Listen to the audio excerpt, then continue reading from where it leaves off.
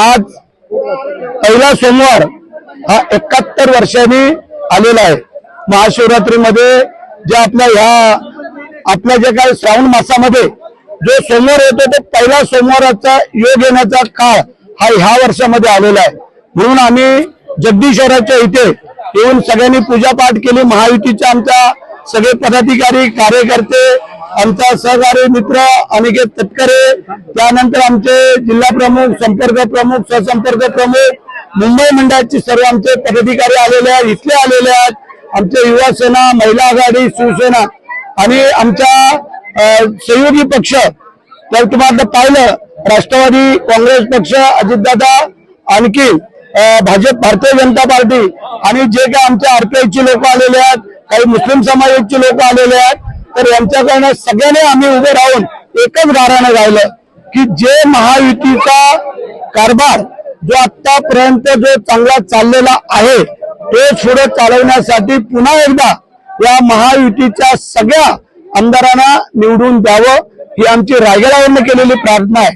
त्यानंतर आमचे मुख्यमंत्री, आमचे दोन्ही उपमुख्यमंत्री, आमचे सगळे सहकारी या सगळ्यांच्या वतीने ही मी प्रार्थना करतोय की त्यामध्ये रायगड जिल्ह्यामधले 7च्या 7 आमदार हे आमच्या महायुतीचे निवडून यावेत, हे आमचे एक गाऱ्हाणं आहे।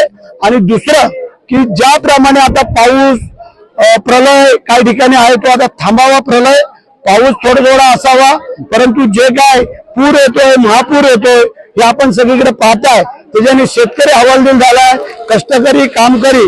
तर माझी प्रार्थना आहे त्या शंभू महादेवाजवळ आमची सगळ्यांची की हा जो महाप्रलय आहे तो आता थांबावा, कारण बरीच मोठी नुकसानी होते आणि बराचसा विकास कामाचा निधी हा मग तिकडे वळवला जातो, त्याला पर्याय नसतो। तर हे दोन्हीचं बॅलन्सिंग सांभाळून देवाने आम्हाला हे चांगलं काम करण्यासाठी परत ताकद द्यावी आमच्या महायुतीतल्या सगळ्या मंडळींना।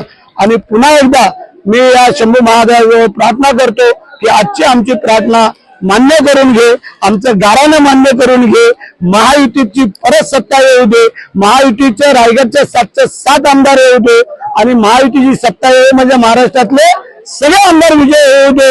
हर हर सगळे सदस्य, प्रमुख कार्यकर्ते, महिला आघाडी, युवा सेना, राष्ट्रवादी काँग्रेस, आरपीआय, भारतीय जनता पार्टी हे सगळेच, त्यानंतर आमची आज जी प्रार्थना असते ती सगळ्या महाराष्ट्रामध्ये पुन्हा सत्ता यावी।